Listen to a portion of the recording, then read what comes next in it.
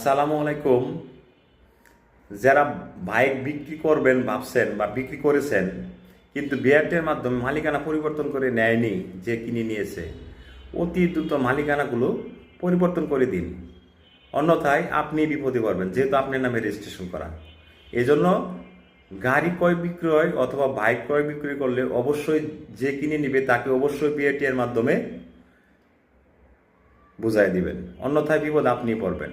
এর কারণ হলো, আপনার নামে রেজিস্ট্রেশনকৃত মোটরসাইকেল উনি কিনে নিচ্ছে ঠিকই, কিন্তু আপনার কাছ থেকে মালিকানা পরিবর্তন করে নিচ্ছে না।